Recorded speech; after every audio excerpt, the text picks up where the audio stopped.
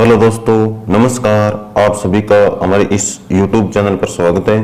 आज हम रोजाना की तरह PTT and BSTC online classes 2024 के बारे में हम इस वीडियो में पढ़ेंगे और इसमें महत्वपूर्ण क्वेश्चन होंगे और महत्वपूर्ण क्वेश्चन राजस्थान जीके के यानी टॉप क्वेश्चन होंगे जो हर एग्जाम में बार बार रिपीट हो रहे। वो क्वेश्चन आपको इस क्लास में देखने को मिलेंगे और पीटीटी एंड बीएसटीसी के जो पीछे के एग्जाम हुए उसमें भी महत्वपूर्ण क्वेश्चन आए थे, वही क्वेश्चन इस क्लास में आपको देखने को मिलेगा। तो दोस्तों, हम क्लास की तरफ बढ़ते हैं। तो पहला क्वेश्चन आता है कि राजस्थान का राज्य खेल कौन सा है। राजस्थान का राज्य खेल कौन सा है? तो ऑप्शन ए था क्रिकेट, ऑप्शन बी था फुटबॉल, ऑप्शन सी था हॉकी और ऑप्शन डी है जो है बास्केटबॉल। लेकिन राजस्थान का राज्य वृक्ष कौन सा है? तो खेजड़ी है। राजस्थान का राज्य वृक्ष है खेजड़ी। राजस्थान का राज्य पुष्प है रोइडा। राजस्थान का राज्य पुष्प क्या है? रोइडा है। राजस्थान का राज्य पुष्प है रोइडा। तो राजस्थान का राज्य खेल कौन सा है? तो बास्केटबॉल राजस्थान का राज्य खेल है। तो डी ऑप्शन सही है। तो दोस्तों, आप ये जीके की रोजाना क्लासें चल रही है, आप रोजाना रेगुलर क्लासें लें और पीटीटी का जो यानी पीटीटी का एग्जाम होगा उससे 10 दिन पहले इस यूट्यूब चैनल पर यानी 3 मैराथन बड़ी क्लासें लगाई जाएगी। उसमें राजस्थान जीके का है जो संपूर्ण सिलेबस है वो कवर करवाया जाएगा। तो आप उन क्लासों का इंतजार करें और जो क्लासें चल रही है वो क्लासें रोजाना लें। ये क्लासें अति महत्वपूर्ण क्लासें हैं। इन क्लासों में जो क्वेश्चन आ रही है उन्हीं में से आपको पीटीटी एंड बीएसटीसी में जैसे राजस्थान जीके पूछा जाएगा उसमें से 90% क्वेश्चन आपको इन्हीं क्लासों से देखने को मिल जाएगा। तो दोस्तों, अगले क्वेश्चन की हम चर्चा करें तो अगला क्वेश्चन है कि राजस्थान की उत्तर से दक्षिण की लंबाई क्या है। तो ऑप्शन ए है 826 किलोमीटर, ऑप्शन बी है 869 किलोमीटर, ऑप्शन सी है 550 किलोमीटर और ऑप्शन डी है 464 किलोमीटर। लेकिन राजस्थान की उत्तर से दक्षिण की लंबाई पूछी जाए तो 826 किलोमीटर है। ऑप्शन ए इस क्वेश्चन का आंसर है जो सही होगा। लेकिन जो यानी पूर्व से पश्चिम लंबाई पूछी जाए राजस्थान की तो कितनी है? 869 किलोमीटर है। अब हम अगले क्वेश्चन की तरफ बढ़ते हैं। तो अगला क्वेश्चन आता है कि वर्षा के पानी की तलियों में जमने से बनी अस्थायी झीलें क्या कहलाती है।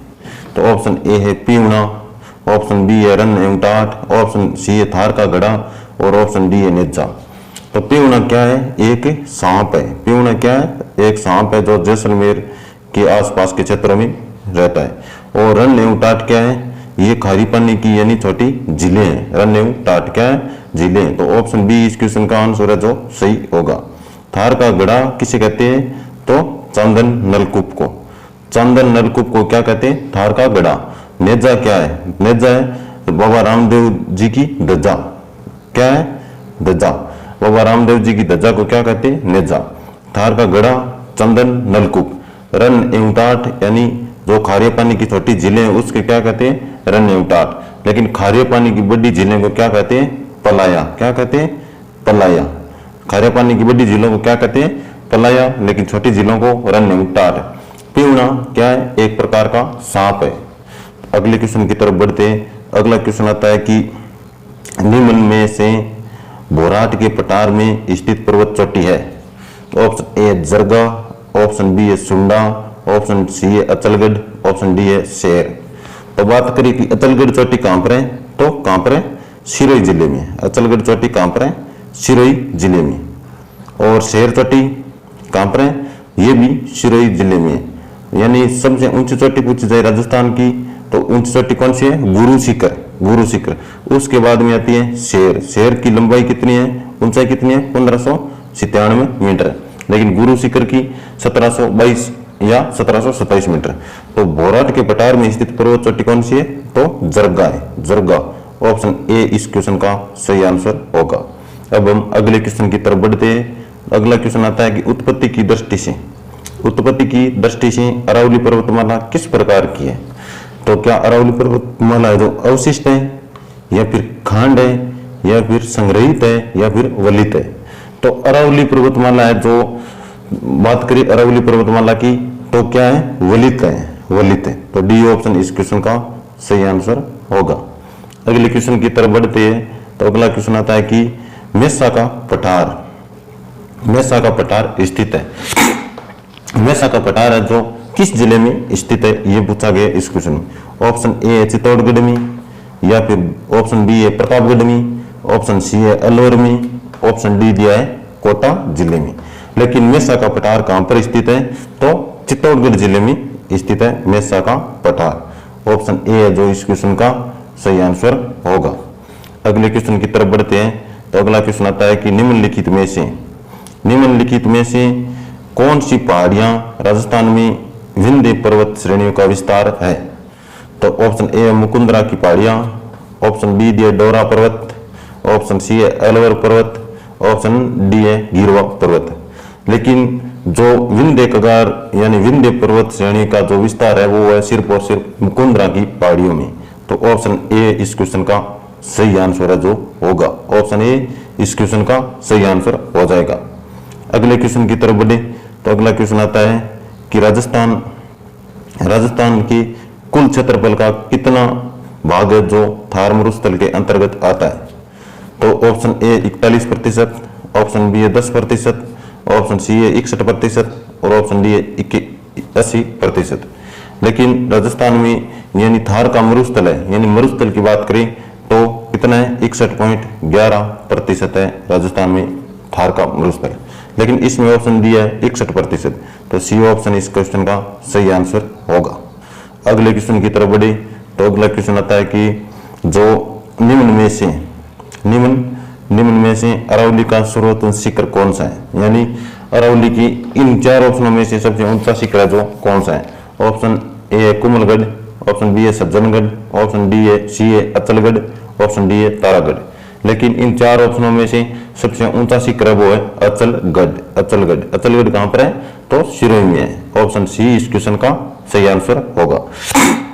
अगले क्वेश्चन की तरफ बढ़ते हैं। तो अगला क्वेश्चन आता है कि राजस्थान में जो फ्लोरोसिस की समस्या से पीड़ित कुबड़पट्टी क्षेत्र कहाँ स्थित है। ऑप्शन ए है बाड़मेर और डूंगरपुर, ऑप्शन बी है अजमेर एंड नागौर, और ऑप्शन सी है भरतपुर एंड अलवर, और ऑप्शन डी है धौलपुर और करौली। यदि दोस्तों आपको इन क्वेश्चनों का आंसर पता है तो आप कमेंट बॉक्स में छापते चले और लास्ट में आप बताएं कि आपके इन क्वेश्चनों में से कितने क्वेश्चन आपके सही हो रही है। और ये क्वेश्चन पीटीटी एंड बीएसटीसी के लिए अति महत्वपूर्ण क्वेश्चन है। आप इस क्लास को पूरी देखिए। तो दोस्तों ये फ्लोरोसिस की समस्या है जो यानी कुबड़पट्टी का क्षेत्र है वो अजमेर एंड नागौर के बीच का भाग है जो कुबड़पट्टी का क्षेत्र कहलाता है। तो ऑप्शन बी इस क्वेश्चन का सही आंसर होगा। बी ऑप्शन इस क्वेश्चन का सही आंसर हो जाएगा। अगले क्वेश्चन की तरफ बढ़े। तो अगला क्वेश्चन आता है कि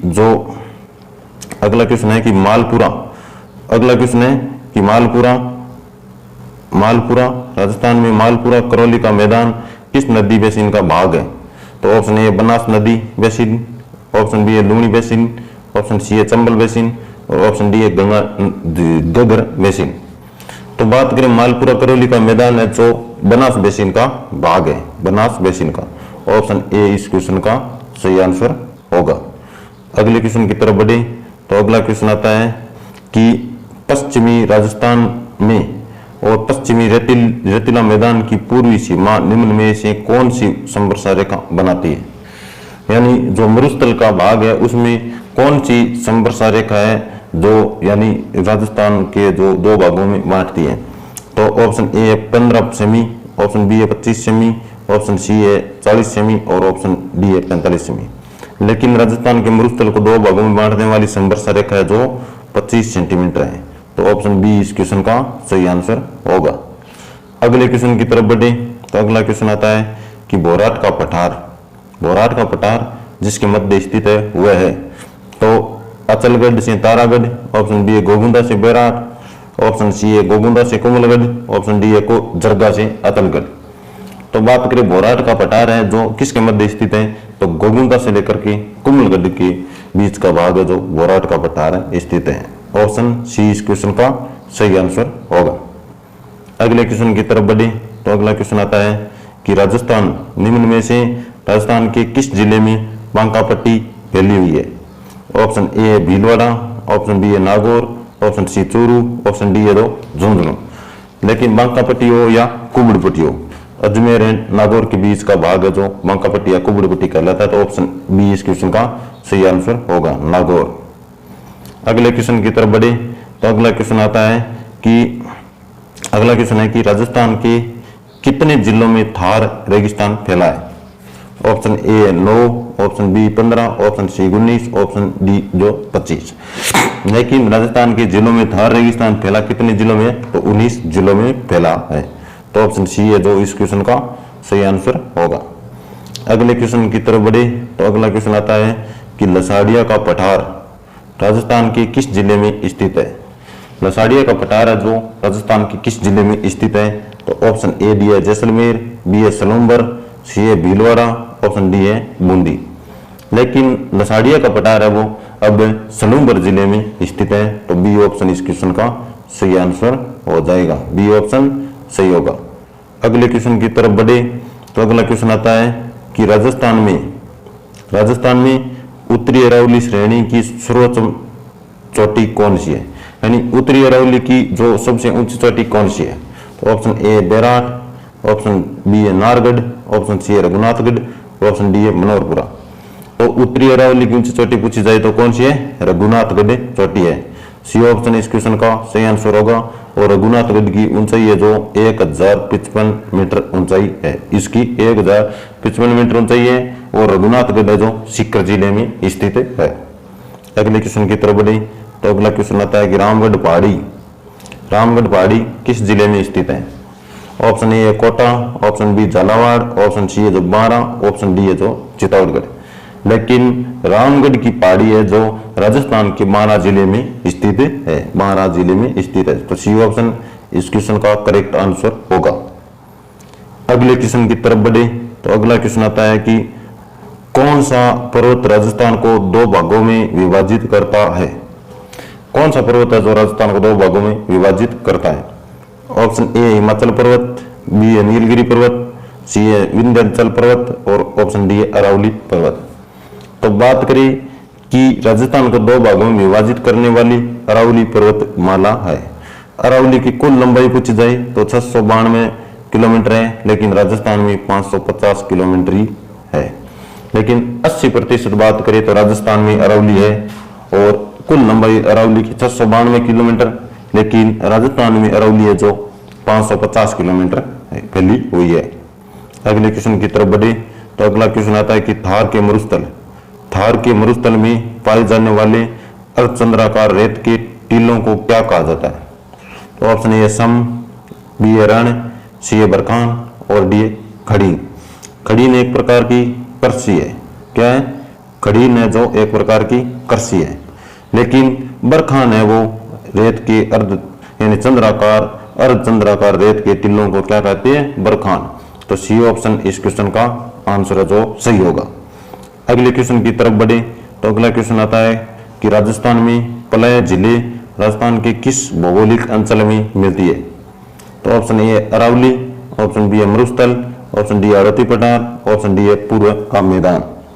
तो बात करिए राजस्थान में पलायन जिले है वो यानी मरुस्थलीय भाग में देखने को मिलती है। तो ऑप्शन बी इस क्वेश्चन का सही आंसर होगा। ऑप्शन बी है जो इस क्वेश्चन का सही आंसर हो जाएगा। अगले क्वेश्चन की तरफ बढ़े तो अगला क्वेश्चन आता है कि निम्न कागारों से घिरी पलायन जिले रेगिस्तानी क्षेत्र में कहलाती है। तो ऑप्शन ए है बरखान, ऑप्शन बी है दरियन, ऑप्शन सी है खड़ीन, ऑप्शन डी है खादर। बरखान की बात करें तो अर्धचंद्राकार रेत के टीलों को क्या कहते हैं? बरखान कहते हैं। दरियन को क्या कहते हैं? इन दोरों को, जैसलमेर के आसपास के क्षेत्र में दोरों को क्या कहते हैं? दरियन। खड़ीन एक प्रकार की यानी करसी भी है। खड़ीन क्या है? करसी।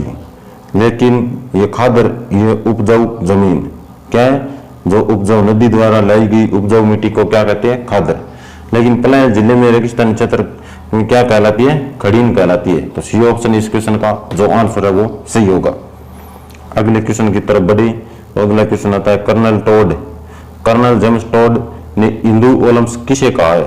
ऑप्शन ए है टोडगढ़, बी है पूर्व का मैदान, सी है कुमलगढ़, और डी है माउंट आबू। तो हिंदू ओलंपिक्स की बात करें तो कर्नल जेम्स टोड ने माउंट आबू को कहा है। तो ऑप्शन डी है जो इस क्वेश्चन का सही आंसर होगा। राजस्थान में वर्षा वाला स्थान पूछा जाए तो सबसे अधिक वर्षा कौन से स्थान पर होती है, तो माउंट आबू में होती है।